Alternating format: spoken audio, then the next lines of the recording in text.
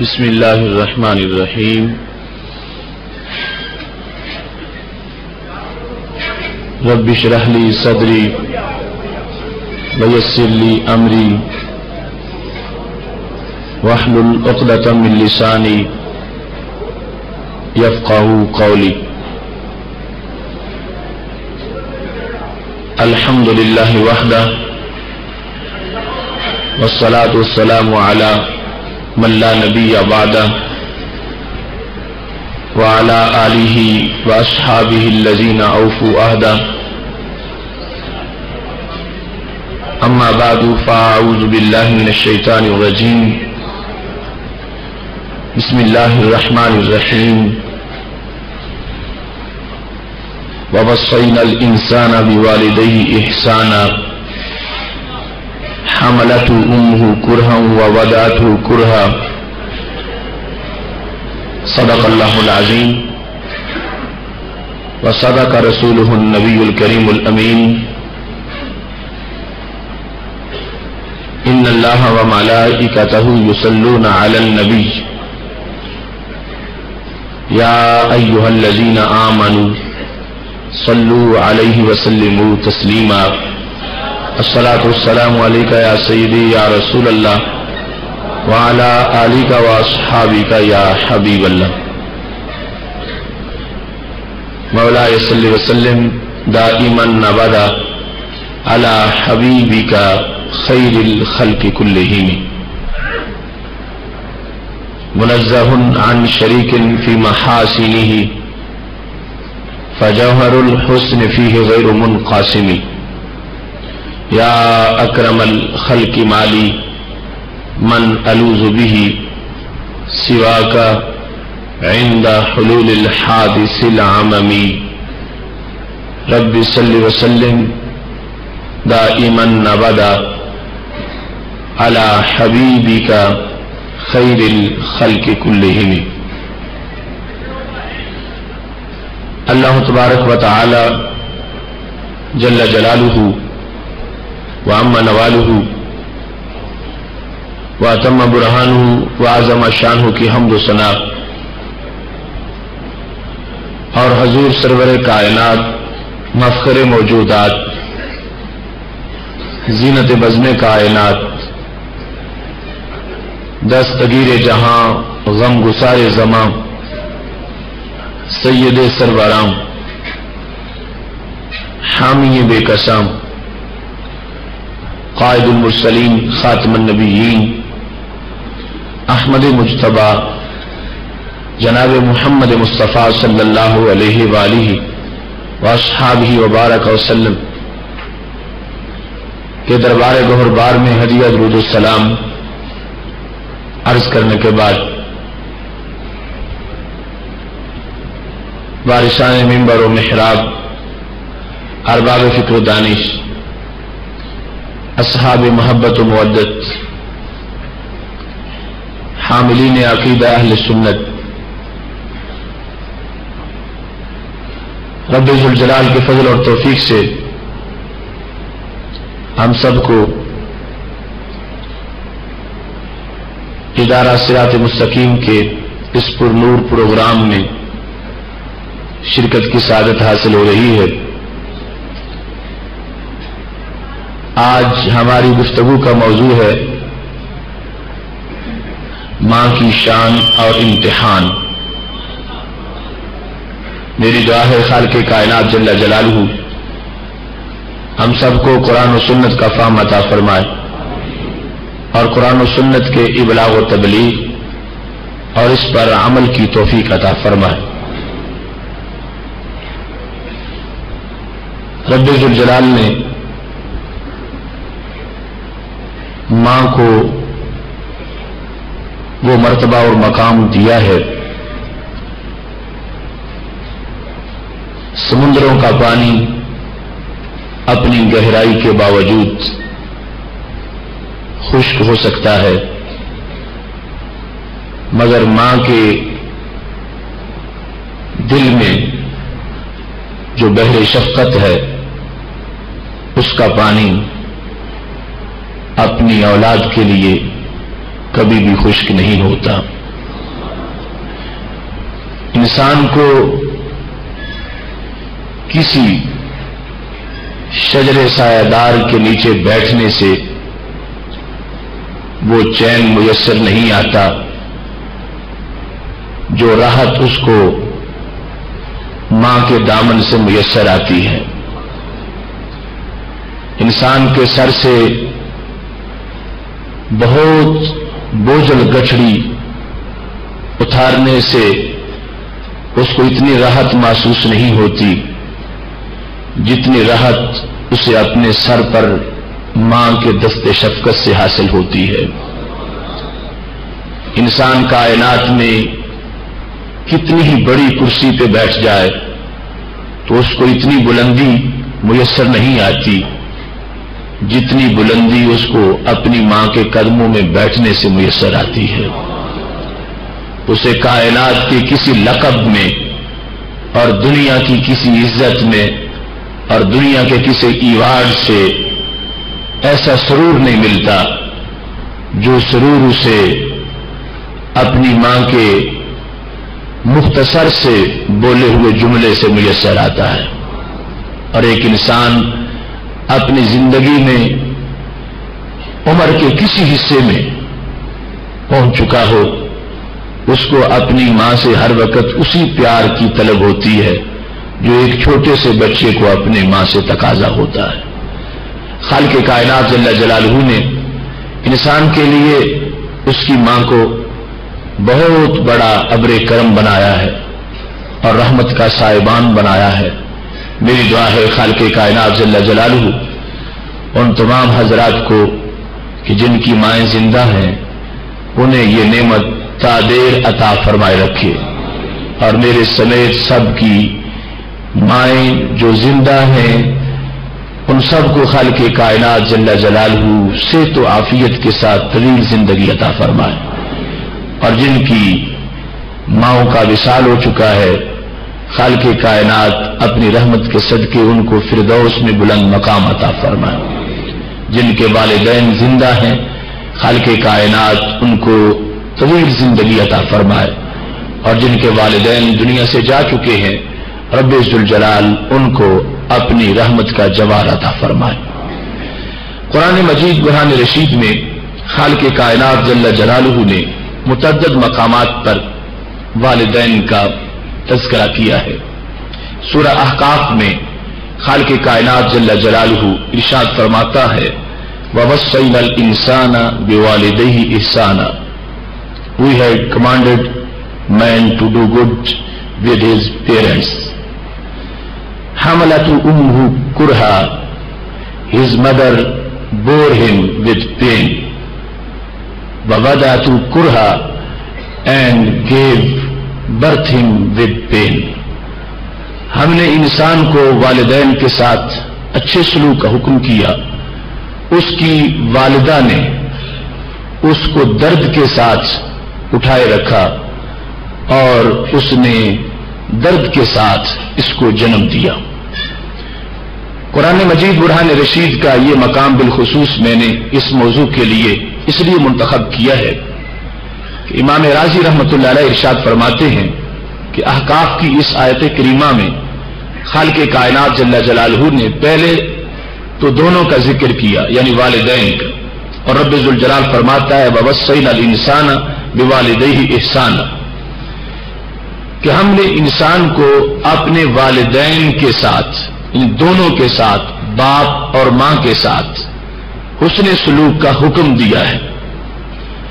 دونوں کو اکٹھا بیان کرنے کے بعد آگے رب ذوالجلال بالخصوص بطور خاص والدہ کا ذکر فرماتا ہے حَمَلَتْهُ أُمُّهُ كُرْهًا کہ اس کی والدہ نے اس کو تکلیف کے باوجود محفوظ رکھا اور اٹھائے رکھا، وَوَضَعَتْهُ كُرْهًا اور وقت آنے پر اس کی والدہ نے اس کو درد کے ساتھ جنم دیا۔ تو امام رازی کہتے ہیں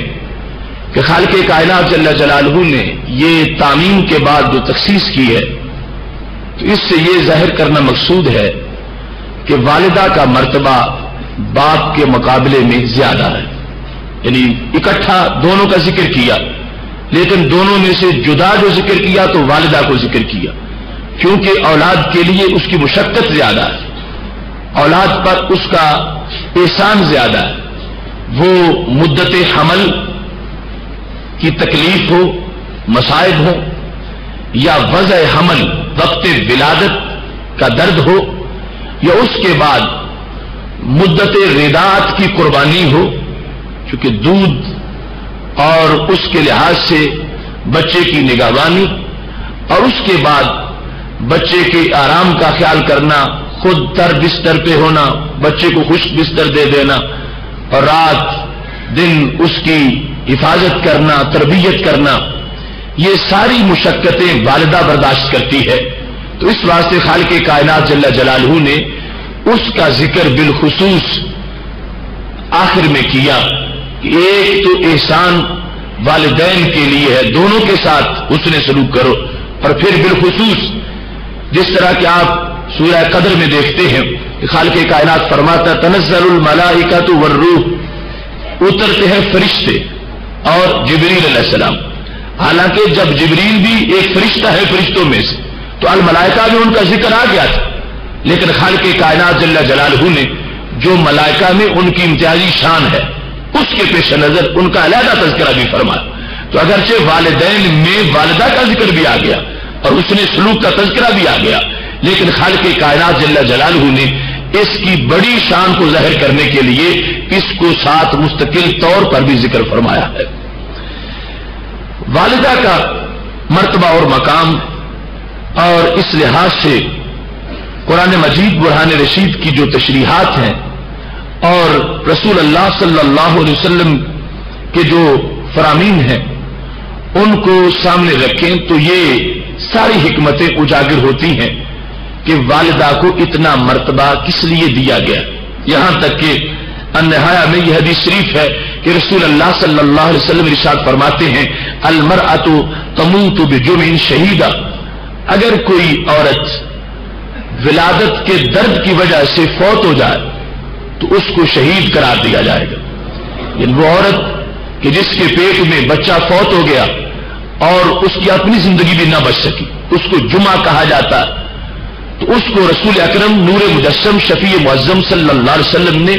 شہید قرار دیا کہ اس کو شہادت کا اجر ملے گا. اور اس مقام پر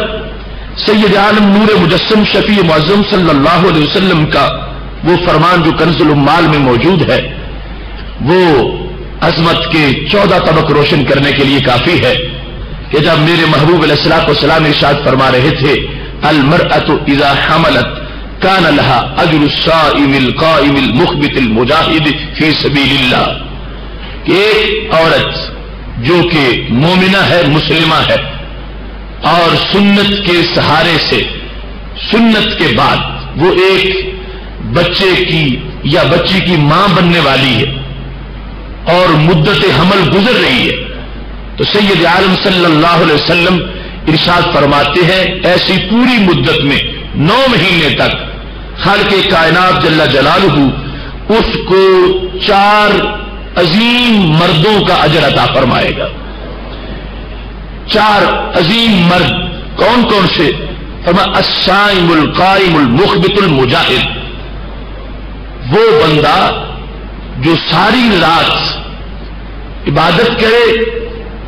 سارا دن روزہ رکھے اور روزانہ رکھے، اور پھر تلوار لے کے کفار کے خلاف جہاد بھی کرے، اور اس سارے عمل کے اندر اللہ کا متواضع بندہ بھی رہے. ایسے انسان کو جتنا اجر ملتا ہے اتنا اجر 9 مہینے تک اس عورت کو ملے گا جو ایک بچے کی ماں بننے والی ہے. اجر الصائم، ایک انسان کے لیے یہ کتنا مشکل ہے کہ روزانہ روزہ رکھے اور پھر روزہ رکھ کے وہ جہاد بھی کرے اور رات اس کی مسلح پہ ہو.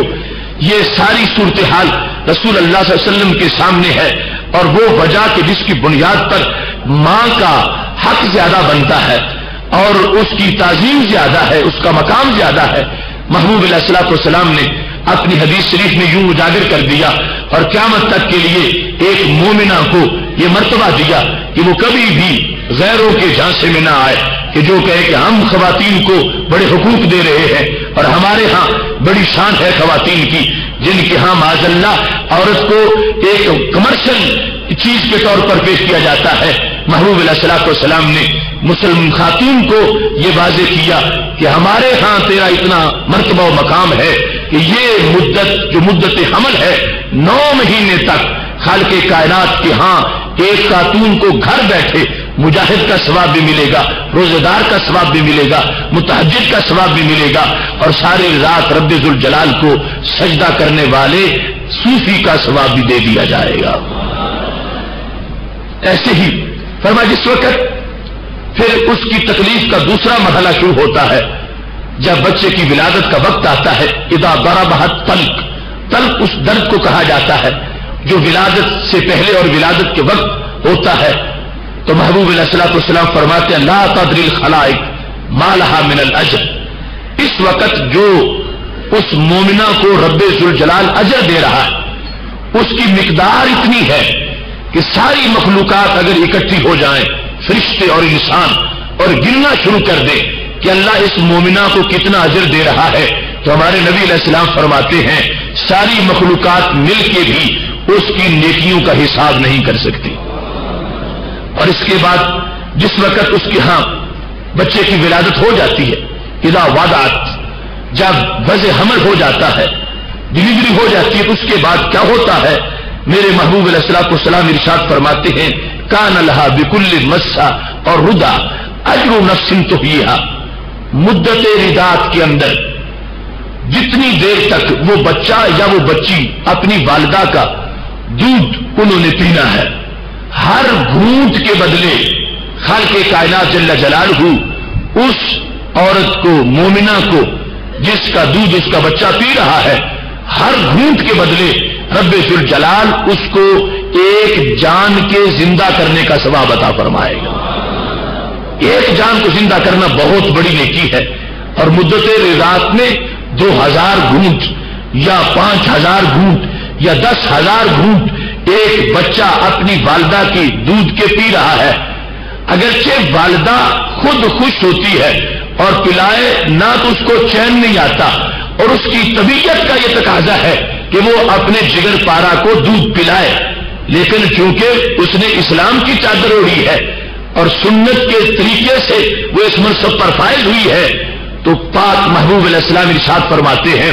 اس کو اتنا اجر دیا گیا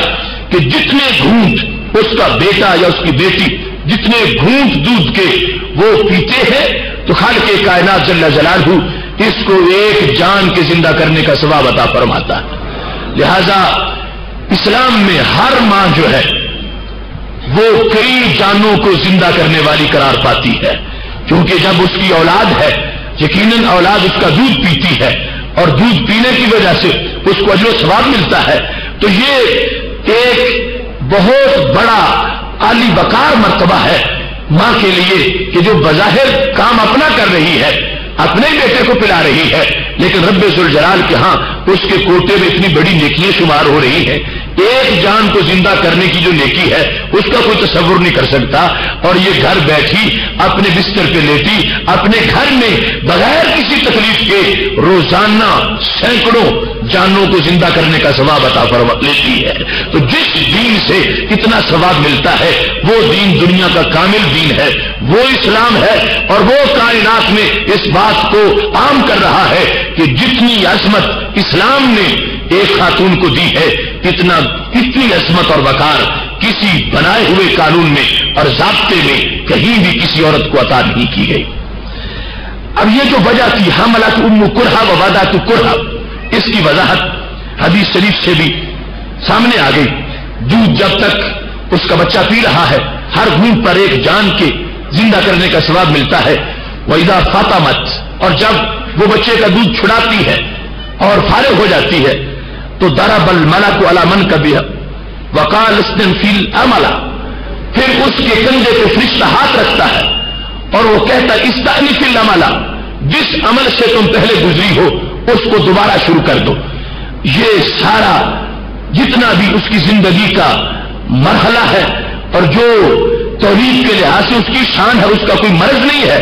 اس کو خالق کائنات جل جلالہ نے اس قدر پسند کیا ہے، اور سید عالم نور مجسم شفیع معظم صلی اللہ علیہ وسلم نے اتنے اجر کا اللہ کی طرف سے اعلان کر دیا ہے کہ جس سے پتا چلتا ہے کہ ماں تو نیکیوں کا ایک مرکز ہے کہ کسی نہ کسی طرح ضرور رب ذوالجلال اس کو کوئی نہ کوئی نیکی عطا فرما رہا۔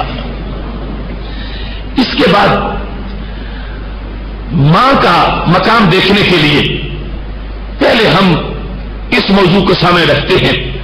نبوت اور اطاعت والدہ، یعنی انسانوں میں سب سے بڑی شان پیغمبروں کی ہے۔ عام انسانوں میں مومن افضل ہے، مومنوں میں ولی افضل ہے، ولیوں میں نبی افضل ہے، نبیوں میں سے رسول افضل۔ تو جو افضل ترین مخلوق ہے انسانوں میں انبیاء کرام علیہ السلام، ان کے لحاظ سے والدہ کا جو مرتبہ اور مقام ظاہر کیا گیا اس کو دیکھیے سورہ مریم میں ہے کہ جس وقت حضرت مریم علیہ السلام قوم کے پاس آئیں اور آپ کا جگر پارا حضرت عیسیٰ علیہ السلام آپ کے ساتھ ہیں اور ابھی چند دن کے، اور قوم پوچھتی ہے یہ تم کہاں سے لے آئی ہو، اور آپ کہتی ہیں میں نے روزہ رکھا ہوا ہے، اسی سے پوچھو، میں نے بولنے کا روزہ رکھا ہوا ہے کہ بولوں گی نہیں، کسی انسان سے کلام نہیں کروں گی، ان سے پوچھ لو۔ تو لوگ کہہ رہے تھے ان سے کیا پوچھیں، یہ تو بھی پنگوڑے میں ہے۔ تو حضرت عیسیٰ علیہ السلام بول پڑے، انی عبداللہ، میں اللہ کا بندہ ہوں، آتانی الکتاب، اللہ نے مجھے کتاب دی ہے، وجعلنی نبیا، اور اللہ نے مجھے نبی بنایا ہے، وجعلنی مبارکا اینما کنت، اور رب ذوالجلال نے مجھے برکت والا بنایا ہے جہاں بھی میں رہوں گا، ہر طرف جدھر بھی میں ہوں گا برکت میرے ساتھ ہوگی، وأوصانی بالصلاۃ والزکاۃ، اور میرے رب نے مجھے حکم دیا ہے نماز پڑھنے کا، تو بوڑھے میں فرما رہے حکم دیا ہے زکات کا، ما دمت حیا، جب تک میں زندہ ہوں یہ کام کرتا رہوں گا۔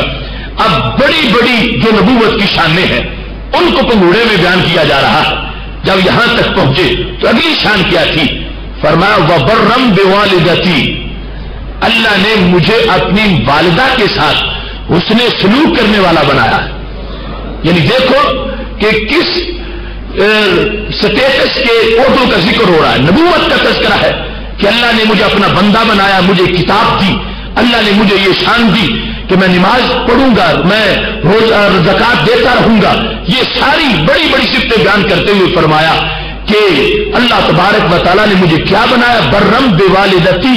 مجھے اپنی والدہ کے ساتھ حسن سلوک کرنے والا بنایا ہے۔ لہذا نبوت کی شان کی وضاحت کے اندر خالق کائنات جل جلالہ نے یہ شعبہ بھی رکھ دیا کہ وہ پیغمبر نبوت کے منصب پر فائز ہونے کے باوجود وہ اس سے مستغنی نہیں ہے کہ وہ اپنی والدہ کو چھوڑ دے اور والدہ کے ساتھ حسن سلوک کو اس بنیاد پہ ترک کر دے کہ جب رب نے مجھے نبوت کی شان دی ہے تو مجھے والدہ کی خدمت کی ضرورت کیا ہے۔ فرمایا نہیں، جن کے سروں پہ نبوت کا تاج سجتا ہے وہ بھی اپنی والدہ کے ساتھ حسن سلوک کو اپنی سیرت کا اہم باب قرار دینے والے ہوتے ہیں۔ ایسے ہی سید عالم نور مجسم شفیع معظم صلی اللہ علیہ وسلم کا فرمان الحاوی میں امام سیوطی رحمۃ اللہ علیہ نے ذکر کیا ہے کہ میرے محبوب علیہ الصلوۃ والسلام فرمانے لگے، لو ادرکت والدی او احدہما، کاش کہ میں اپنے والدین کو پاتا یا دونوں میں سے ایک کو پا لیتا، والدی او احدہما، ابا جی کو اور امی جی کو دونوں کو میں اپنی زندگی میں پا لیتا، یا اس وقت جب اعلان نبوت کر چکے ہیں فرمایا اس وقت ان میں سے کسی ایک کو میں پا لیتا۔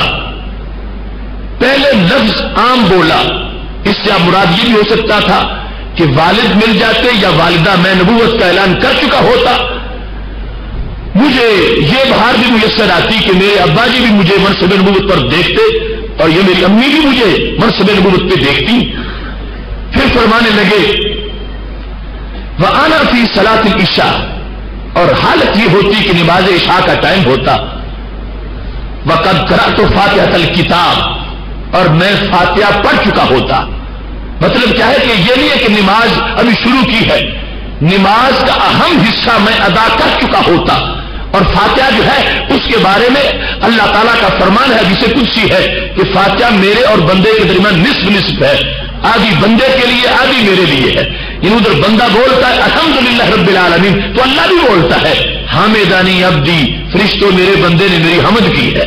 یعنی یہ جملے کے ساتھ جملے کا ادھر جواب ملتا ہے. بڑا اہم مقام ہوتا ہے فاتحہ کے پڑھنے کا. اب میرے محبوب علیہ السلام فرماتے ہیں نماز عشاء کا وقت ہوتا، میں نماز پڑھ رہا ہوتا اور فاتحہ میں پڑھ چکا ہوتا، اس کے بعد کیا ہوتا؟ فرمایا کاش کہ میری والدہ طیبہ طاہرہ سیدہ آمینہ رضی اللہ تعالی عنہا وہ مجھے آواز دیتی تنادی یا محمد صلی اللہ علیہ وسلم، وہ مجھے محمد کہہ کے پکارتی. لَأَجَبْتُهَا لَبَّيْكَ، میں لبیک کہتا ہوا ان کی خدمت میں حاضر ہو جاتا. اب دیکھیے پہلے والدین کا تذکرہ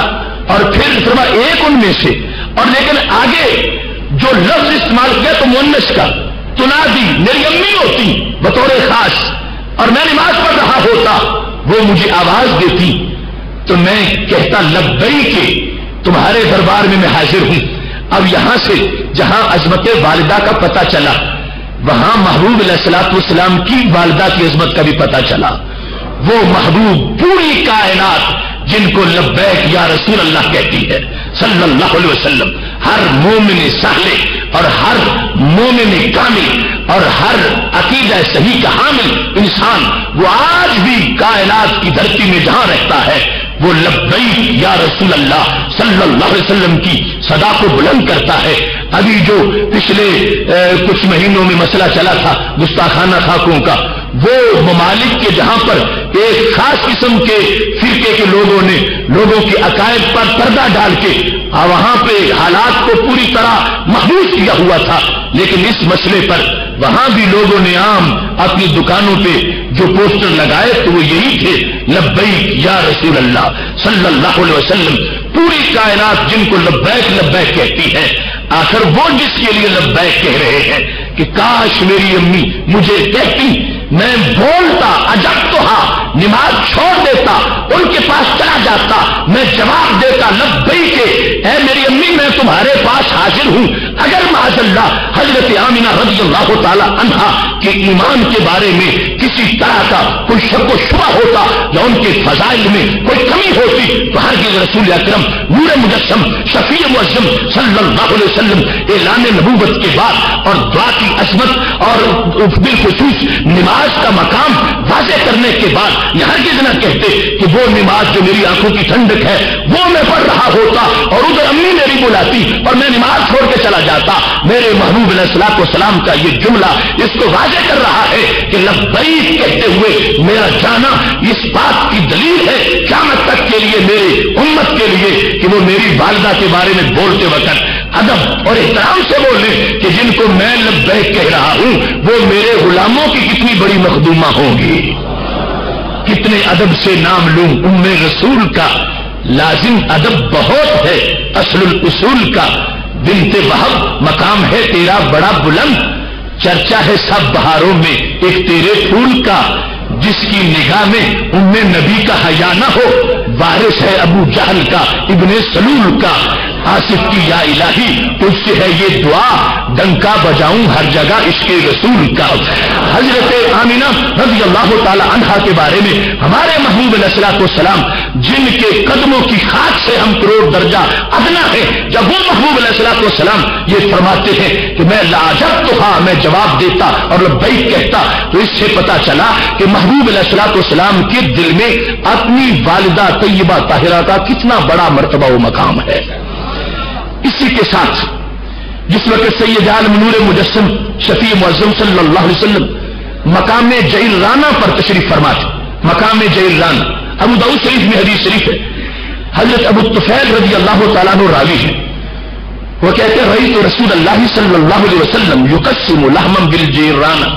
میں نے دیکھا نبی علیہ السلام جعرانہ کے مقام پر گوشت تقسیم کر رہے تھے. تو کیا ہوا؟ وانا غلام شاب، میں بالکل نوخیز نوجوان تھا، میری زیادہ عمر نہیں تھی. فاقبلت امرأۃ، ایسے میں ایک خاتون آ گئی. جس وقت وہ آگے تشریف لائیں تو کیا ہوا؟ لما رآہا رسول اللہ صلی اللہ علیہ وسلم، جب نبی اکرم صلی اللہ علیہ وسلم نے ان کو آتے دیکھا، باسط لہا ردا، اپنی چادر ان کے لیے پھیلا دی۔ محبوب علیہ الصلوۃ والسلام نے اس خاتون کے لیے، ان عظیم خاتون کے لیے اپنی چادر بچھائی ہے۔ فقعدت علیہ، وہ آ کے تشریف فرما ہو گئی۔ یعنی محبوب علیہ الصلوۃ والسلام نے جو پروٹوکول دیا ہے تو انہوں نے وصول بھی کیا ہے۔ یعنی وہ اپنے آپ کو مستحق سمجھ رہی تھی کہ ٹھیک ہے جو چادر بچھی ہے تو بیٹھنے میں کوئی گستاخی نہیں، میں بیٹھ جاتی ہوں، بیٹھ گئی۔ ابو طفیل کہتے ہیں میں تو نو عمر تھا اور میں نے بڑی عمر والے صحابہ سے پوچھا، میں نے کہا من حاضر، یہ کون ہے اتنی عظیم کہ جن کے لیے نبی علیہ السلام چادر بچھائیں اور وہ آ کے بیٹھ جائیں، یہ کون ہے؟ کہتے جب میں نے پوچھا قالو، تو مجھے صحابہ نے بتایا امہ التی ارضعتہ، یہ ان کی وہ والدہ ہے جنہوں نے دودھ پلایا ہے۔ حضرت حلیمہ سعدیہ رضی اللہ تعالی عنہ، انہوں نے دودھ پلایا اور دودھ کی وجہ سے عظمت یہ ہے، اگرچہ حقیقی ماں نہیں ہے، ردائی ماں ہے، محبوب علیہ الصلوۃ والسلام نے ان کے لیے چادر بچھائی ہے، ان کو بٹھایا ہے۔ تو جو ردائی ماں اتنے مقام کی حامل ہوں تو وہ عظیم والدہ جن کے شکم پر نور میں میرے محبوب علیہ السلام نے 9 مہینے گزارے ہوں، ان کے پیکر کی تقدس کا عالم کیا ہوگا اور طہارت اور مرتبہ کی حیثیت کیا ہوگی۔ محبوب علیہ الصلوۃ والسلام نے یہاں رضائی والدہ کا ادب و احترام کرتے ہوئے قیامت تک کے لیے ایک ماں کی عظمت کو 4 چاند لگا دیے کہ میں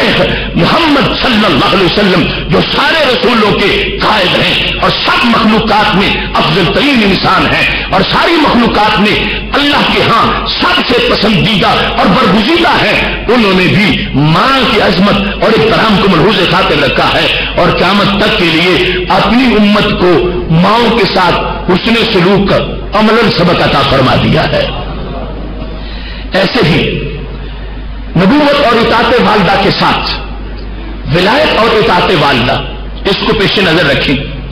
تو یہ بھی بڑا حسین اسلوب ہے اور اس میں اختصار ملحوظ ہے، صرف ایک مثال پیش کر رہا ہوں۔ حضرت فاروق اعظم رضی اللہ تعالی عنہ کہتے ہیں، مسلم شریف میں حدیث شریف ہے کہ مجھے محبوب علیہ الصلوۃ والسلام نے فرمایا تھا کہ جب عمر تمہارے پاس یمن سے مدد آئے گی تو جو لوگ مسلم امہ کی فوج میں شمولیت کے لیے یا مدد کے لیے پہنچیں گے ان میں ایک بندہ آئے گا جس کا نام اویس ہوگا۔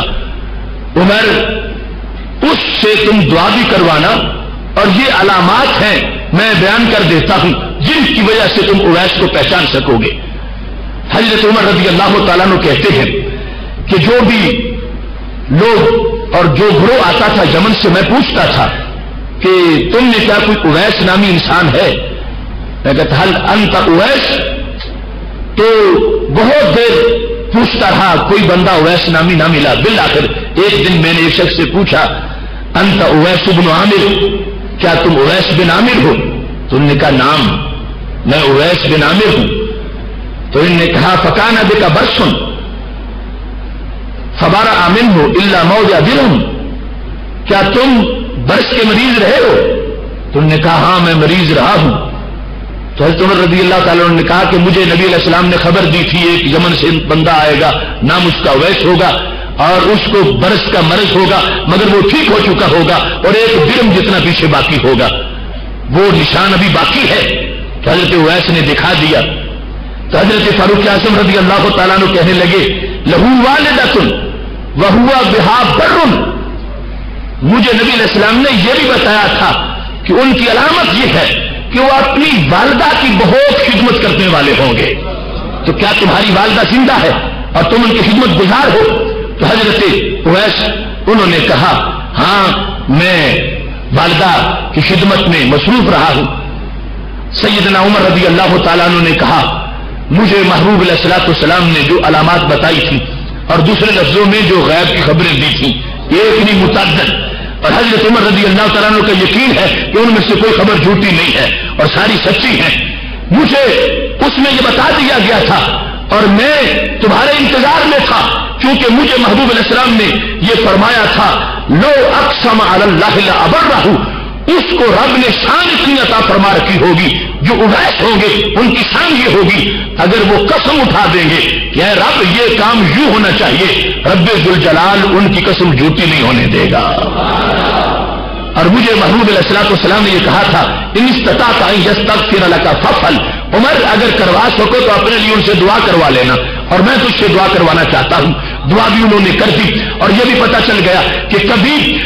جو مفضول ہے اس کی دعا افضل کے حق میں مفید ہو جاتی ہے۔ یقیناً حضرت فاروق اعظم رضی اللہ تعالیٰ عنہ حضرت اویس رضی اللہ تعالیٰ عنہ سے کروڑ مرتبہ افضل ہیں، کیونکہ آپ صحابی ہیں، حضرت اویس تابعی ہیں، اور پھر صحابہ میں سے عشرہ مبشرہ میں ہیں، خلفائے راشدین میں ہیں، اور دوسرے خلیفہ ہیں، آپ ان سے افضل ہیں۔ لیکن جو غیر افضل ہو اس کی دعا افضل کے حق میں مفید ہو سکتی ہے، باقاعدہ دعا کروائی ہے۔ اور پھر وہ جو نقطہ میں خدمت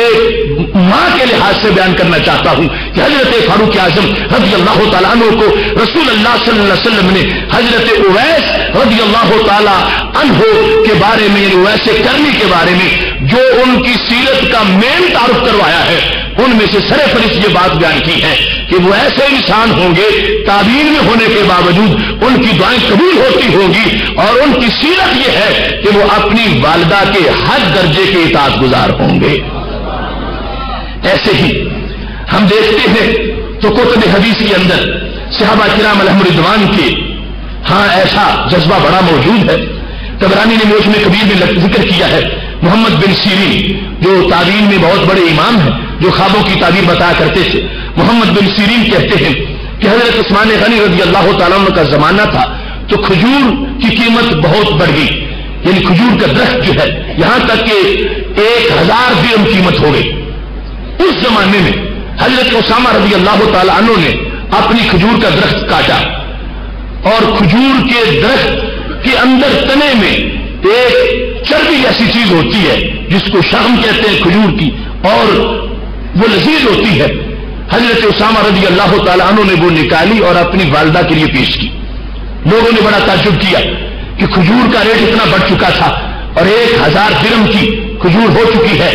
اور ایسے میں تم نے ساری کھجور ضائع کر دی، کھجور کاٹ دی، اور یہ تم نے کیا کیا، اتنا اپنا مالی نقصان کر لیا۔ تو حضرت اسامہ رضی اللہ تعالی عنہ نے کہا کہ سنو، میں نے کوئی غلط کام نہیں کیا، اس واسطے ان امی سالتنی ہے، میری امی نے یہ چیز مجھ سے مانگی تھی، میری والدہ نے یہ کہا تھا کہ مجھے ایسی چیز چاہیے، اور میرا عقیدہ کیا ہے،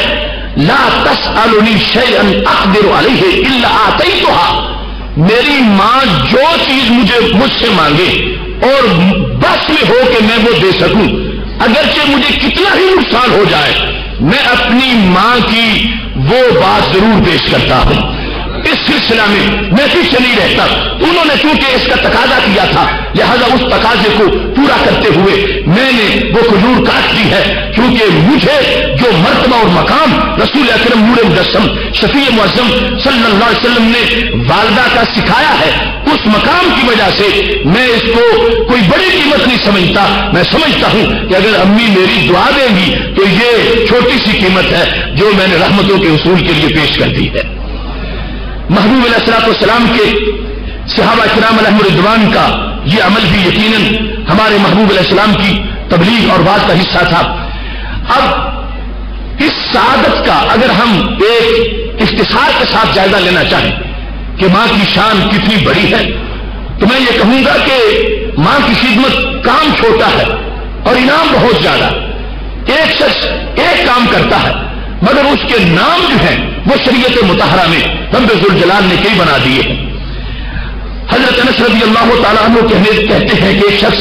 محبوب علیہ الصلوۃ والسلام کی خدمت میں آ گیا اور اس نے آ کے یہ کہا، اشتہی الجہاد، یا رسول اللہ صلی اللہ علیہ وسلم میں جہاد کرنا چاہتا ہوں۔ تو پاک محبوب علیہ الصلوۃ والسلام سے کہتا ہے جہاد کا شوق بھی ہے، ولا اقدر علیہ، مگر طاقت نہیں جہاد کرنے کی، یعنی کوئی بدنی کمزوری ہوگی اس طرح کی، جہاد کا شوق تو ہے مگر جہاد کی طاقت نہیں ہے، تو میں کیسے جہاد کی فضیلت پا سکتا ہوں، مجھے جہاد کا ثواب کیسے مل سکتا ہے؟ تو میرے محبوب علیہ الصلوۃ والسلام فرمانے لگے، حل باقیہ من والدیک احد، کیا تیرے والدین میں سے کوئی زندہ ہے؟ تو وہ شخص کہنے لگا امی یا رسول اللہ صلی اللہ علیہ وسلم میری والدہ محترمہ جو ہے وہ زندہ ہے. تو محبوب علیہ السلام فرمانے لگے قادر اللہ فی برہا، پھر آج سے لے کر وفات تک جتنی تمہاری زندگی ہے اس پوری زندگی میں تم اپنی والدہ کی خدمت کرو. تمہیں کسی محاذ جنگ پہ جانے کی ضرورت نہیں ہے کہ تمہارا بدن کی اس کی اجازت نہیں دیتا، تمہاری صحت ایسی نہیں ہے کہ تم جہاد کر سکو اور تم ثواب جہاد کا پانا چاہتے ہو. تم اپنی آخری سانس تک جب تک تمہیں والدہ میسر ہے اور وہ زندہ ہے اور تم بھی زندہ ہو تم ان کی خدمت کرتے رہو. فَإِذَا فَعَلْتَ ذَلِكَ، اگر تم نے یہ کام کر لیا تو کیا ہوگا؟ فَأَنْتَ حَاجٌ وَمُعْتَمِرٌ وَمُجَاہِدٌ، اللہ تبارک و تعالی تجھے حاجی کا ثواب بھی دے گا، عمرہ کرنے والے کا ثواب بھی دے گا اور مجاہد کا ثواب بھی عطا فرمائے گا. کام ایک ہے، انعام مختلف ہے کہ وہ بندہ عمرہ بھی گھر ہی کر رہا ہے، حج بھی گھر ہی کر رہا ہے، حج بھی ہو گیا، عمرہ بھی ہو گیا اور اس کے ساتھ ساتھ جہاد بھی ہو گیا، مجاہدہ مکمل ہو گیا. محبوب علیہ الصلوۃ والسلام نے یہ اس بندے کو حیثیت دے دی کہ جو جہاد سے جہاد کی طاقت نہیں رکھتا تھا اور شوق رکھتا تھا. یہ والدہ کی خدمت اتنا بڑا کفارہ بن گئی کہ اس نے ایک کام کیا ہے، رب ذوالجلال کے دربار سے اس کو متعدد انعامات عطا فرما دیے گئے ہیں. سید عالم صلی اللہ علیہ وسلم نے بارہا خدمت والدہ کی تاکید کی ہے اور اس سلسلہ میں متعدد احادیث موجود ہیں. بالخصوص معاویہ بن جاہمہ سلمی کہتے ہیں، کہنے لگے کہ میں رسول اللہ صلی اللہ علیہ وسلم کے پاس حاضر ہوا، ابن ماجہ شریف میں حدیث شریف ہے. قلت یا رسول اللہ صلی اللہ علیہ وسلم انی کنت اردت الجہاد معک، میرا یہ ارادہ ہے، کافی دیر سے میں ارادہ کرتا ہوں کہ آپ کے ساتھ مجھے جہاد کرنے کی فضیلت حاصل ہو، کہ آپ کی قیادت میں جہاد میں جاؤں. یہ میرا بڑا شوق ہے اور میں یہ پورا کرنا چاہتا ہوں. اب تغیب بذالک وجہ اللہ، اور یہ میرا شوق اس لیے ہے کہ اللہ کی رضا مجھے حاصل ہو. مجھے کوئی نماز کی ضرورت نہیں، میں اللہ کی رضا کے لیے جہاد کرنا چاہتا ہوں. والدار الآخرہ، اور آخرت کے لیے جہاد آپ کے ساتھ آپ کی قیادت میں کرنا چاہتا ہوں. تو میرے محبوب علیہ الصلوۃ والسلام کو کیونکہ سائل کے چہرے کا ہی نہیں دل کا بھی پتہ ہوتا ہے کہ اصل پیچھے پس منظر کیا ہے، تو آپ نے فرمایا وہی ہے کا احیت امک کا، وہی ہے کا بظاہر مانا تو تباہ ہو جائے. لیکن محبوب علیہ الصلوۃ والسلام جب کسی صحابی کو یہ فرمائے تو مطلب ہوتا ہے تو جیتا رہے اور تو جنت میں سلامت رہے. وہی ہے کا احیت امک کا، کیا تمہاری والدہ زندہ ہے؟ اب محبوب علیہ الصلوۃ والسلام اصل میں جو دل میں اس کا مسئلہ تھا وہاں تک پہنچ گئے اور پوچھا کیا والدہ تمہاری زندہ ہے؟ تو کہنے لگے یا رسول اللہ نعم، والدہ میری زندہ ہے. تو محبوب علیہ السلام فرماتے ارجع الیہا فبرہا، جاؤ پھر گھر والدہ کی خدمت کرو، تجھے میرے ساتھ میری قیادت میں اللہ کے راستے میں جہاد کرنے کا ثواب گھر میں مل جائے گا. حضرت معاویہ بن جاہمہ کہتے ہیں مجھے شوق بڑا تھا اور میرا دل تو مرجھا گیا کہ محبوب علیہ السلام نے مجھے قبول ہی نہیں کیا.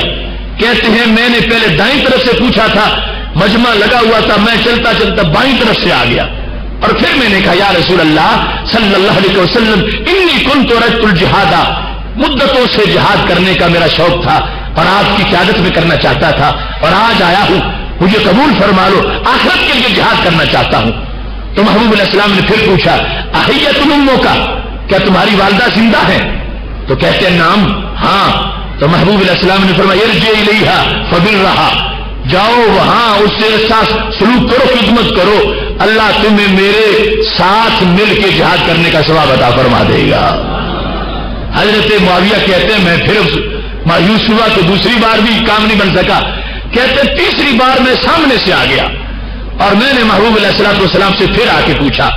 جب میں سامنے سے آیا میں نے پھر پوچھا کہ یا رسول اللہ صلی اللہ علیہ وسلم انی کنت اردت الجہاد، جہاد کرنے کا بڑا مدت سے مجھے شوق ہے اور میں یہ شوق لے کے آیا ہوں، آخرت کے لیے جہاد کرنا چاہتا ہوں اور آپ کی قیادت میں کرنا چاہتا ہوں. تو میرے محبوب علیہ السلام نے پھر پوچھا احیۃ امو کا کیا تمہاری والدہ زندہ ہے؟ تو کہنے لگے میں نے کہا جھوٹ تو بول نہیں سکتا تھا، نام زندہ ہے۔ فرمایا ارجع الیہا، پھر زندہ ہے، ویہا کا الزم، فرمایا تجھے سمجھ نہیں آ رہی پھر پوچھتے ہو، الزم، وہاں ملازم بن جاؤ، پکے ہو جاؤ، ان کی خدمت کرو، الزم رجلہا، اپنی ماں کے قدموں میں رہو، الزم رجلہا، اس کے قدم سے وابستہ ہو جاؤ، اپنی امی کے قدم سے وابستہ ہو جاؤ، فسم الجنہ، تیری جنت وہاں پہ آباد ہے۔ اب 3 بار حضرت معاویہ بن جہمہ رضی اللہ تعالی عنہ نے پوچھا ہے اور محبوب علیہ الصلوۃ والسلام نے تینوں بار ان کو لوٹا کے واپس والدہ کی طرف بھیجا ہے۔ اس سے پتا چلتا ہے کہ محبوب علیہ الصلوۃ والسلام نے کس حد تک اپنی امت کو والدہ کی خدمت کی تلقین کی ہے اور اس خدمت کا کتنا بڑا اجر و ثواب بیان کیا ہے۔ ضمناً کیونکہ حدیث گزر رہی ہے تو یہ بھی آ گیا کہ ہمارے محبوب علیہ السلام جو سوال فرماتے ہیں کسی سے تو مقصد یہ نہیں ہوتا کہ خود پتہ نہیں ہے اس لیے پوچھ رہے ہیں، کم از کم پوچھنے سے تو پتہ چل ہی گیا تھا، ہم نے پہلی بار پوچھ لیا تھا کہ کیا تمہاری والدہ زندہ ہے، پہلی بار پوچھا انہوں نے کہا زندہ ہے، اب 4 منٹ کے بعد کوئی بھول تو نہیں گئے اور تیسری بار کوئی بھول تو نہیں گئے، پھر بھی پوچھا کیا والدہ زندہ ہے، تو مطلب کیا یہاں پوچھنے کا مقصد علم حاصل کرنا نہیں ہوتا، علم عطا کرنا ہوتا ہے کہ اصل میں نقطہ وہاں سے چل کے آ رہا ہے، متوجہ عذر کرنا چاہتے ہیں تاکہ یہ مجھ سے پوچھے بغیر خود ہی اچھا ہے سمجھ جائیں کہ اصل سبب کیا ہے کہ میں کیوں نہیں جا سکتا۔ محبوب علیہ الصلوۃ والسلام کا متعدد بار سوال کرنا اس نے واضح کیا کہ محبوب علیہ السلام کے سوال کو معاذ اللہ کو یہ نہ کہ آتا نہیں تھا اس لیے پوچھ رہے تھے، اس لیے پوچھتے ہیں، حکمتیں ہیں اتنی زیادہ کہ جس کی پیش نظر جواب کا کوئی شعبہ سوال کے ساتھ ریلیٹڈ ہوتا ہے، اس ریلیشن کی وجہ سے محبوب علیہ الصلوۃ والسلام پوچھتے ہیں تاکہ سمجھنے والے کو سمجھ مکمل آ جائے۔ یہاں پر جس وقت ہم رسول اکرم صلی اللہ علیہ وسلم کے یہ فرامین ملاحظہ کر رہے ہیں، ایسے میں حضرت ابو ہریرہ رضی اللہ تعالی عنہ کا واقعہ بھی بڑا عجیب ہے، موجم کبیر میں طبرانی نے اس کو روایت کیا۔ حضرت ابو ہریرہ رضی اللہ تعالیٰ عنہ کہتے ہیں کہ جب غزوہ خیبر کے لیے تیاری شروع ہو گئی تو رسول اللہ صلی اللہ علیہ وسلم نے فرمایا کہ وہ خیبر فتح ہوگا اور میں اس کی طرف جاتے وقت کسی ضعیف فوجی کو ساتھ نہیں لے جاؤں گا، سارے اچھے صحت مند صحابہ جو ہیں وہ ساتھ لے جاؤں گا۔ حضرت ابو ہریرہ رضی اللہ تعالیٰ عنہ کہتے ہیں میں نے جب یہ اعلان سنا تو میں گھر والدہ سے اجازت لینے کے لیے گیا تو میں اپنی امی جی کے پاس میں نے کہا جہزینی، امی جی مجھے تیار کرو، میں خیبر جانا چاہتا ہوں۔ ان رسول اللہ صلی اللہ علیہ وسلم قد امرنا بالجہاز للغزو، محبوب علیہ السلام نے فرما دیا ہے کہ غزوہ کے لیے تیاری کرو، تو میں آپ سے پہلے اجازت لینا چاہتا ہوں، آپ مجھے تیار کریں، آپ اجازت دیں تاکہ میں تیار ہو جاؤں۔ تو امی باقی بوڑھی تھی بہت، کہنے لگی تن تالے کو تترکونی، ابو ہریرہ مجھے چھوڑ کے چلے جاؤ گے، وقد علمت انی ما ادخل المرفق الا وانت معی، حالانکہ تجھے پتا ہے کہ میں نے قضاء حاجت کے لیے بھی جانا ہو تو تمہارے بغیر نہیں جا سکتی۔ مرفق اب جدید عربی میں ٹیلنٹ کے معنی میں استعمال ہوتا، اس وقت جو بھی صورتحال تھی مرفق کا لفظ جہاں قضاء حاجت کے لیے گھر میں کوئی جگہ بنائی گئی تھی کہ بوڑھی والدہ وہاں پہ قضاء حاجت کر لیں، تو حضرت ابو ہریرہ رضی اللہ تعالی عنہ کی امی کہنے لگی ابو ہریرہ تجھے پتا ہے اور تو اور رہا میں تو پیشاب کے لیے بھی پخانہ کے لیے بھی محتاج ہوں تمہاری، تم ساتھ جاتے ہو تو میں جا سکتی ہوں ورنہ میں نہیں جا سکتی، تو کیا مجھے تم یوں چھوڑ کے چلے جاؤ گے؟ تو حضرت ابو ہریرہ رضی اللہ تعالی عنہ آخر ان کا ایک اپنا عشق تھا اس وقت، کہنے لگے میری امی آپ کی جو بھی حالت ہے میں دیکھ رہا ہوں مگر ما کنت لا تخلف من رسول اللہ صلی اللہ علیہ وسلم، ما کنت لا تخلف، مجھ سے یہ برداشت نہیں ہو سکتا کہ میرے پیغمبر تو خیبر میں لڑائی میں ہو اور میں گھر بیٹھا رہوں، اس واسطے میری امی میں بھی معذور ہوں، اگر آپ معذور ہو تو میں بھی معذور ہوں کہ محبوب علیہ السلام خیبر میں ہو اور ابو ہریرہ گھر میں ہو، مجھ سے یہ کیسے برداشت ہو سکتا ہے؟ بہرحال حضرت ابو ہریرہ رضی اللہ تعالی عنہ کی والدہ کو پتہ چل گیا کہ ابو ہریرہ رکنے والے نہیں ہیں، یہ چلے جائیں گے۔ انہوں نے خفیہ محبوب علیہ السلام سے رابطہ کر لیا. اور اس سے پہلے اب حضرت ابو ہریرہ نے کہا مجھے میں نہیں رہ سکتا، تو انہوں نے اپنے دودھ کی طرف اشارہ کرتے ہوئے حضرت ابو ہریرہ کی امی نے کہا ابو ہریرہ اس دودھ کا تجھے واسطہ دیتی ہوں کہ تم رہو، میں کیسے پیچھے زندگی گزاروں گی. اب وہ پریشان ہوئی، لیکن ان کو پتا ہے کہ جن کا کلمہ ہم نے پڑھا ہے وہ ہر ایک کی پریشانی سے واقف ہے. انہیں پتا ہے کہ کس کو جہاد پہ لے جانا ہے اور کس کو جہاد پہ نہیں لے جانا. یہ کہتی ہیں میں نے محبوب علیہ الصلوۃ والسلام سے رابطہ کر لیا، محبوب علیہ الصلوۃ والسلام نے میری بات سن لی اور مجھے کہا انطلقی، تم گھر چلی جاؤ، فقد کفیت، تمہارا کوئی مسئلہ نہیں بنے گا، تمہیں کفایت کر دی گئی ہے، تمہارا مسئلہ حل کر دیا گیا ہے، تم آرام سے گھر میں رہو. یعنی کسی کی مساطت سے چل کے سرکار کے دربار میں پہنچ گئی تھی، مسئلہ پیش کر دیا تھا. محبوب علیہ الصلوۃ والسلام نے سب کچھ ان کو بتا دیا ہے کہ ٹھیک ہے تم مطمئن رہو، تمہارا مسئلہ حل ہے. جب میٹنگ ہوئی خیبر کے لیے، حضرت ابو ہریرہ رضی اللہ تعالیٰ عنہ آ بیٹھے تو محبوب علیہ الصلوۃ والسلام کو غصہ آ گیا. میں حکم دیتا ہوں تو سمجھا بھی کرو. ایحسب احدکم اذا كان عند ابويه او احدهما ان ليس في سبيل الله اذا برهما، فرمایا کیا تم میں سے کسی کا یہ خیال ہے کہ اگر وہ گھر بیٹھا والدین کی خدمت کرتا ہے تو یہ جہاد نہیں؟ تو اس کا غلط خیال ہے. اگر کوئی شخص گھر میں والدین کی خدمت کر رہا ہے فهو في سبيل الله، وہ یوں ہے جیسے اللہ کے راستے میں جہاد کر رہا ہے. یہ تم میں سے کسی کا خیال ایسا کیوں بنا کہ وہ یہ سمجھتا ہے کہ والدین کی خدمت کا کوئی مقام نہیں ہے اور وہ ضرور میرے ساتھ جہاد پہ جانا چاہتا ہے؟ ہمیں ایسی سوچ کسی کی نہیں ہونی چاہیے. اور پھر محبوب علیہ الصلوۃ والسلام نے فرمایا قد حق ہما، گھر رہے حق پورا کرے، والدین کی خدمت کا یا ایک ان میں سے زندہ ہو تو اس کو اجر پورا دیا جائے گا. حضرت ابو ہریرہ کہتے ہیں میں نے سمجھ لیا کہ یہ اشارہ میری طرف ہے اور سمجھایا مجھے جا رہا ہے. کہنے لگے اس کے بعد مکثت بعد ذالک سنتین، 2 سال اس کے بعد میری امی زندہ رہی اور 2 سال میں نے کسی جہاد پر جانے کا سوچا بھی نہیں ہے.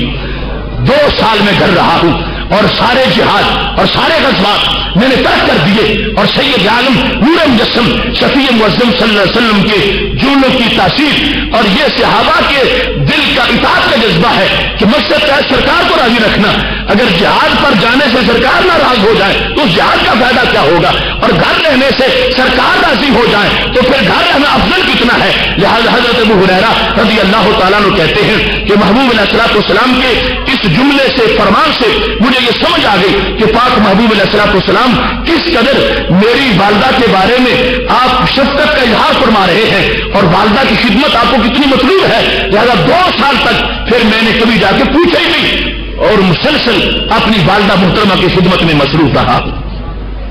یہاں والدہ کی خدمت کا جہاں اجر اتنا ہے وہاں اگر کوئی شخص گستاخی کرتا ہے تو گستاخی پر وعیدیں بھی بہت زیادہ. والدہ کے ساتھ جو ناروا سلوک کرتا ہے اس شخص کے لیے بڑی سخت وعیدیں ہیں. اس مقام پر امام راضی رحمۃ اللہ علیہ نے اپنی تفسیر میں یہ لکھا ہے، کہتے ہیں کہ سید عالم نور مجسم شفیع معظم صلی اللہ علیہ وسلم کی ظاہری حیات کا زمانہ ہے تو کیا ہوا، ایک شخص پر نزع کا وقت تھا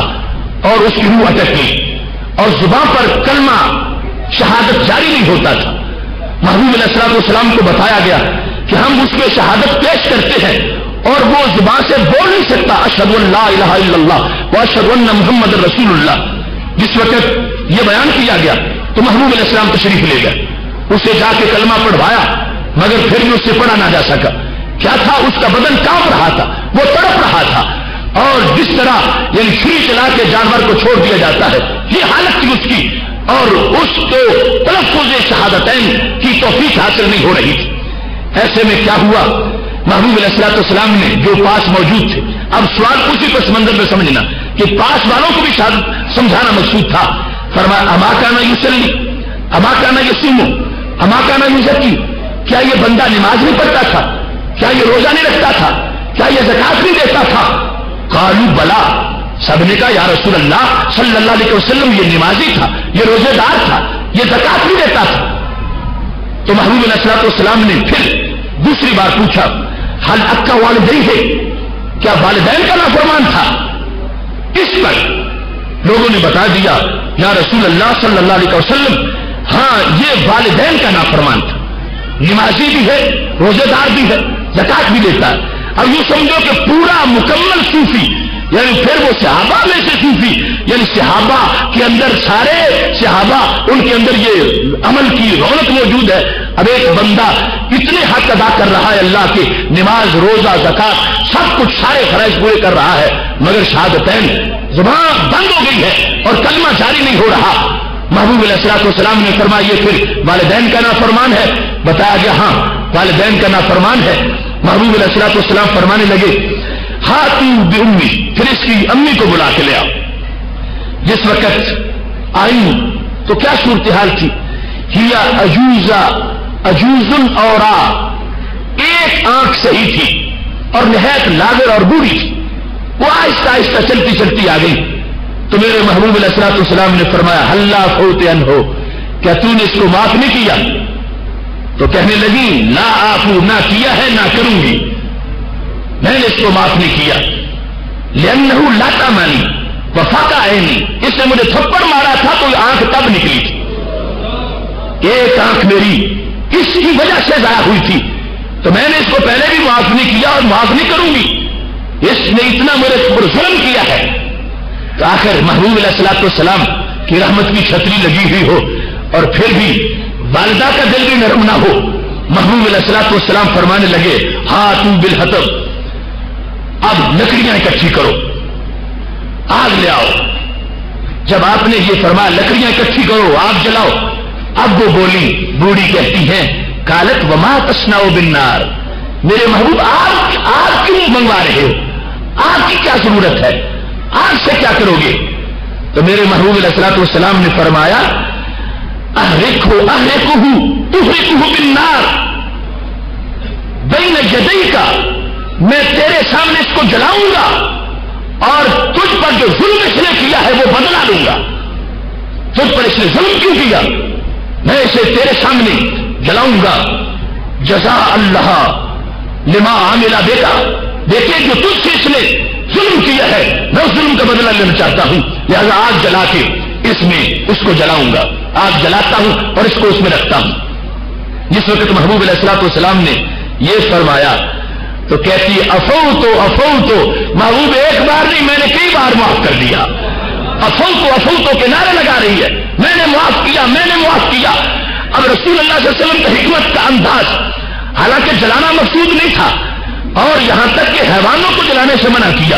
اور یہ کہا کہ چیونٹیوں کو بھی آگ کا عذاب مت دو، آگ سے کسی چیز کو مت جلاؤ، مقصود نہیں تھا، لیکن اس کے دل کو رحمت پر مائل کرنا تھا اور وہ شرعی طریقے پر فرمایا اگر تجھ پر اس نے ظلم کیا ہے تو اس کو بدلہ تو لینا ہے، یہ دنیا سے بدلہ دیے بغیر کیسے جائے گا، اس سے بدلہ لیتے ہیں۔ اب کہتی ہے افوتو میں نے اس کو معاف کر دیا، میں نے معاف کر دیا، اور ساتھ بڑا ہی عجیب لفظ بولنے لگی، کہنے لگی النار حملتہ 9 اشہر، محبوب کیا 9 مہینے میں نے اس کو پیٹ میں آگ کے لیے پالا تھا؟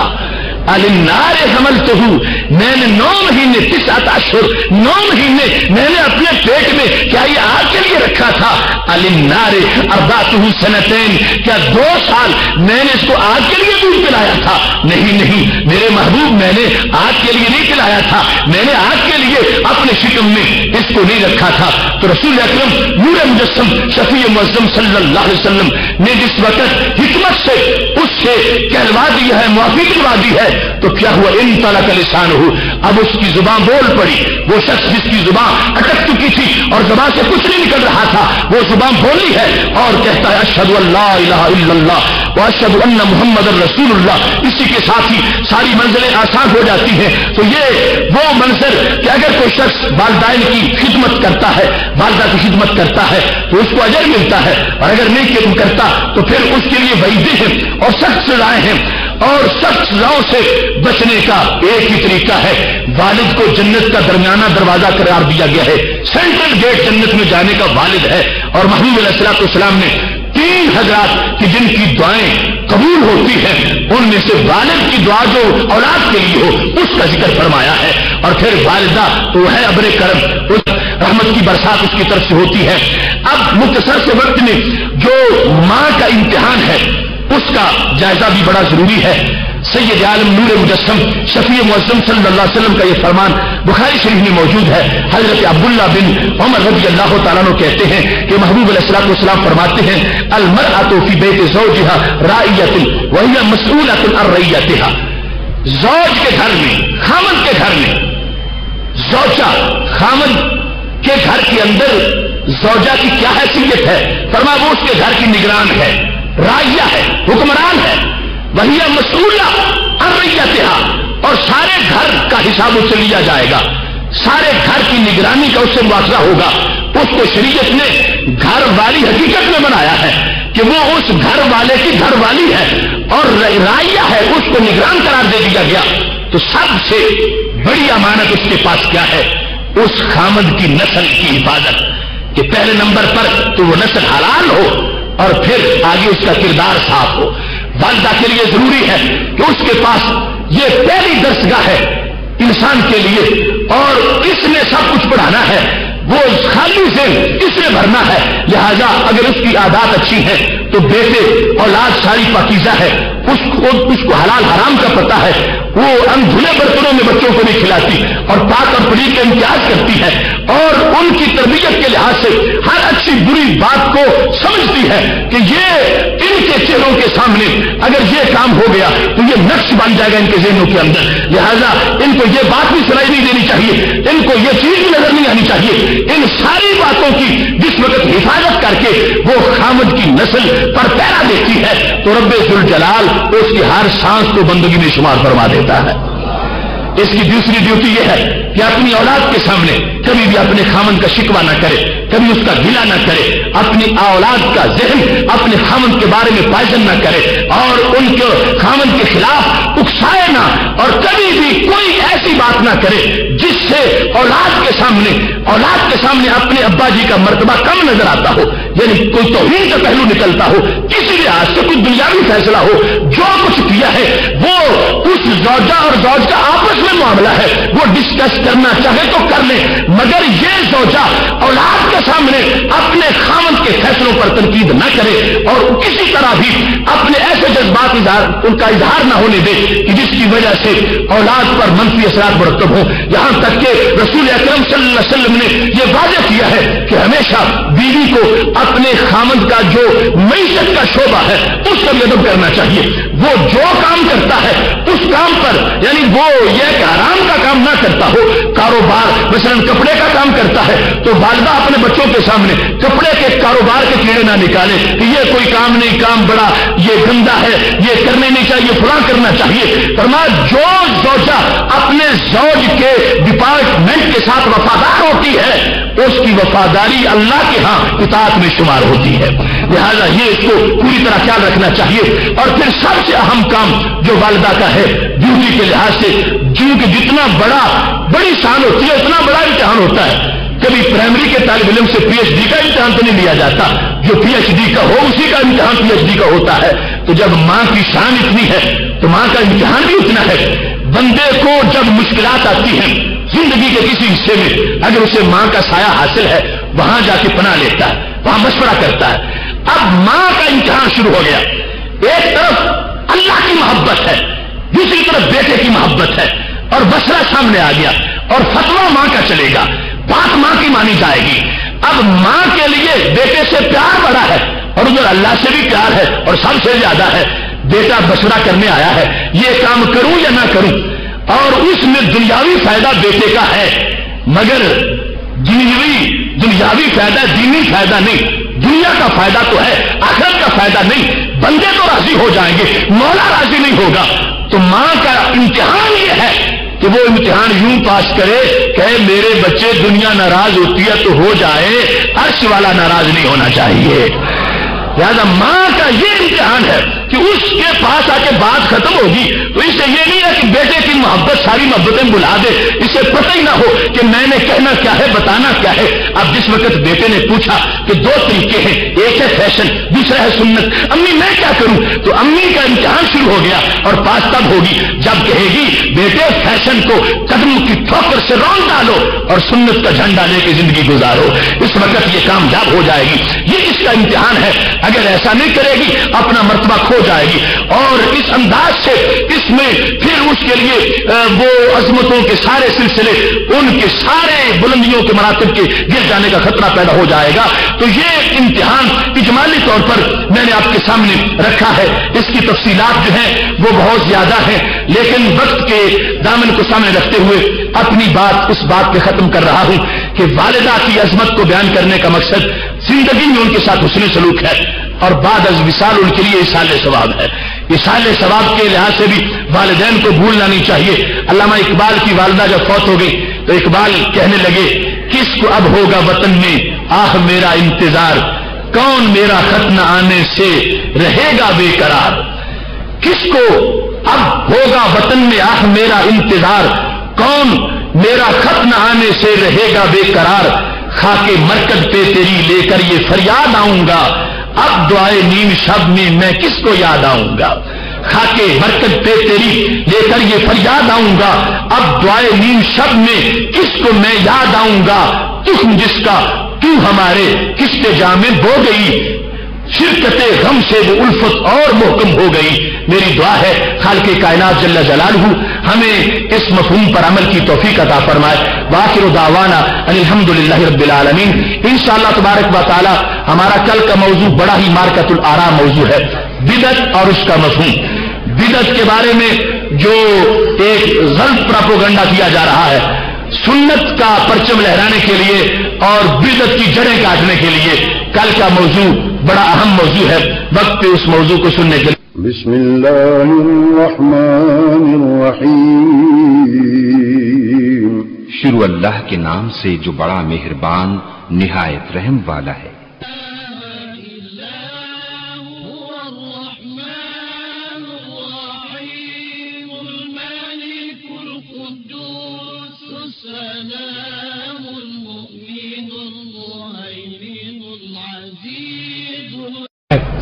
یہ خواتین کی طرف سے جو سوالات آئے ہیں ان کے جوابات. ختم شریف کے بارے میں تھوڑی سی تفصیل بتا دیں. کچھ لوگ کہتے ہیں کہ یہ نہیں دلوانا چاہیے. تو یہ ہمارا ویسے ایصال ثواب کے موضوع پہ کتاب چھپی ہوئی ہے، تو ختم شریف کے بارے میں صرف یہ ذہن میں رکھنا چاہیے کہ ختم شریف میں ہوتا کیا ہے. ختم شریف میں پاک رزق پر پاک کلام پڑھا جاتا ہے، اور پاک رزق جو پہلے پاک ہو تو قرآن مجید برہان رشید معاذ اللہ ایسی کتاب نہیں کہ جو پاک کو پلید کرے، یہ تو پلید کو بھی پاک کرنے والی ہے. لہذا اگر کچھ اور پڑھا جاتا ہوتا ختم میں تو پھر تو شک ہو سکتا تھا. اللہ کا کلام جس وقت پاکیزہ چیز پہ پڑھا جائے تو اس سے اس میں برکتیں بڑھ جاتی ہیں. صحیح مسلم شریف میں حدیث شریف ہے کہ محبوب علیہ الصلوۃ والسلام نے کھانے کے اوپر جب دعا فرمائی تبوک کے سفر میں، سب لوگ جس وقت قحط زدہ تھے اور کھانے کو کچھ نہیں مل رہا تھا، محبوب علیہ الصلوۃ والسلام نے اس کھانا سامنے رکھ کر دعا مانگی اور اتنی برکتیں ہوئی کہ سب کی بوریاں بھر گئیں اور کھانا پھر بھی باقی تھا. عورتوں کے لیے نماز تراویح کا کیا حکم ہے اور کیسے پڑھنی چاہیے؟ تراویح جس طرح مردوں کے لیے حکم ہے عورتوں کے لیے بھی حکم ہے، لیکن اس میں یہ ہے کہ رستے کا پرامن ہونا، اور یہ بھی ہے کہ مردوں سے اختلاط نہ ہو. یعنی ایسے نہ ہو کہ مردوں کے اندر ہی کھڑی ہو کے وہ پڑھنا شروع کر دیں. علیحدہ جگہ جہاں مساجد میں بنی ہوئی ہے وہاں جماعت کے ساتھ بھی پڑھ سکتی ہیں، اور گھروں میں بھی اپنی علیحدہ پڑھنی چاہیں تو پڑھ سکتی ہیں. اور بلکہ ضروری ہے کہ وہ نماز تراویح ادا کریں تاکہ ان کے لیے جو ماہ رمضان کا پورا برکت والا شعبہ ہے کہ محبوب علیہ الصلوۃ والسلام نے فرمایا من قام رمضان ایمانا واحتسابا غفر له ما تقدم من ذنبه، کہ جو طلب ثواب کے لیے تراویح پڑھے رمضان المبارک میں اس کے پہلے سارے گناہوں کو معاف کر دیا جائے گا. اس لیے خواتین کو بھی اس معافی کی ضرورت ہے، تو ان کو اس عمل کے ساتھ ضرور منسلک ہونا چاہیے. اگر حاملہ کو قے آئے تو کیا روزہ ٹوٹ جاتا ہے؟ تو قے کا مسئلہ سب کے لیے برابر ہے، یعنی مردوں کے لیے، عورتوں کے لیے، عورت پر حاملہ یا غیر حاملہ. اور اس میں یہ ہے کہ قے کی صورتیں جو پچھلے ہمارے دروس فقہ کے ہوتے رہے ان میں بیان کی ہیں. اس صورت میں کہ بندہ جان بوجھ کے قے کرے اور قے منہ بھر کے آئے تو پھر جا کے اس میں کچھ خود لوٹائے یا واپس لوٹ جائے، ایسی صورت کے اندر روزہ ٹوٹ جائے گا. اگر قے تھوڑی آتی ہے منہ بھر کے نہیں آتی، یا منہ بھر کے آئی ہے اپنے طور پر آئی ہے، بندے نے خود کوشش نہیں کی، تو ایسی صورت میں نہ مرد کا روزہ ٹوٹے گا نہ عورت کا روزہ ٹوٹے گا. تو اس مسئلہ کے بارے میں یعنی قے کی جو عمومی صورتحال ہے، خواہ تھوڑی آئے خواہ زیادہ آئے، جو خود بخود آ رہی ہے، اس میں بندے کا کوئی دخل نہیں تھا اور آئی ہے اور ساری باہر چلی گئی ہے، تو اس میں بال اتفاق کسی صورت میں بھی روزہ نہیں ٹوٹے گا۔ انٹرنیٹ کے جو سوالات ہیں ان میں یہ ہے کہ میری والدہ کہتی ہیں کہ تم کسی اور جگہ شادی کرو، لیکن میرے ابو کہتے ہیں کہ تم کہیں اور شادی کرو، تو مجھے بتائیں کہ میں کس کی بات کو مانوں۔ اس سلسلہ میں یہ ہے کہ جو کمانڈ ہے احکام کے لحاظ سے وہ والد کے ہاتھ میں ہے، تو والد کا مشورہ جو ہے وہ زیادہ صائب ہوگا، اور ویسے بھی رائے کے لحاظ سے، شہادت کے لحاظ سے، چونکہ مرد کی شہادت اور گواہی جو ہے اس کو عورت کی شہادت پر ترجیح دی گئی ہے، اور معاملہ فہمی کے لحاظ سے اور مستقبل کے حالات کے لحاظ سے بھی وہ زیادہ اچھا فیصلہ خامند کا، یعنی اس بچے کے باپ کا اور اس زوجہ کے خامند کا ہو سکتا ہے، تو اس پر اور اچھا یہ ہے کہ ان میں مطابقت کی پہلے کوشش کی جائے، ورنہ والد جو ہے ان کے کہنے کے مطابق اس بات کو مکمل کیا جائے۔ ماں کی آواز سن کر نفلی نماز توڑ کر ان کی آواز سن سکتے ہیں جو بلا رہی ہوں، تو ایسی صورتحال میں یعنی نفلی عبادت کے اندر یہ جواز ہے، مگر وہ صورتحال کہ ان کی ضرورت جو ہے وہ پیش نظر ہو، محض بطور عادت انہوں نے آواز نہ دی ہو کہ وہ خود بھی سمجھتی ہو کہ شاید فارغ ہوگا تو میں بلا لیتی ہوں، اور ادھر یہ نماز پڑھ رہا ہو، اور یہ بھی صورتحال سامنے ہے کہ اگر ایک رکعت باقی ہے تو مکمل کرے اور جائے۔ آواز کا لہجہ بتائے گا کہ کوئی ایسا نہیں کہ آگ لگ گئی ہو اور ایسی صورت میں جانے کی صورتحال ہو، ورنہ نماز میں اور بلکہ روزے میں فتح الباری میں ہے، فتح الباری شرح بخاری کے اندر ہے کہ وہاں پر ابن حجر انہوں نے لکھا ہے، اور بڑا منفرد یہ پوائنٹ ہے ان کی طرف سے، امام حسن بصری کا یہ فتویٰ ہے۔ ان سے پوچھا گیا تھا کہ اگر کوئی شخص حالت روزہ میں ہو، نفلی روزہ اس نے رکھا ہوا، اور اس کی والدہ یہ کہیں کہ روزہ توڑ دو، تو اس کے لیے کیا حکم ہے؟ تو حضرت حسن بصری کہنے لگے وہ روزہ توڑ دے، اور پھر ویسے نفلی روزہ تو دعوت پر بھی توڑا جا سکتا ہے، کسی کی دعوت ہو تو توڑا جا سکتا ہے، لیکن حکم کیا ہے کہ پھر اس کی قضا لازم ہوگی۔ مگر حسن بصری کہنے لگے یہ ماں کی شان ہے کہ اس کے کہنے پر اگر تم نے نفلی روزہ توڑا تو کیا ہوگا؟ فرمایا اب قضا کی ضرورت بھی نہیں ہوگی اور روزے کا ثواب بھی مل جائے گا۔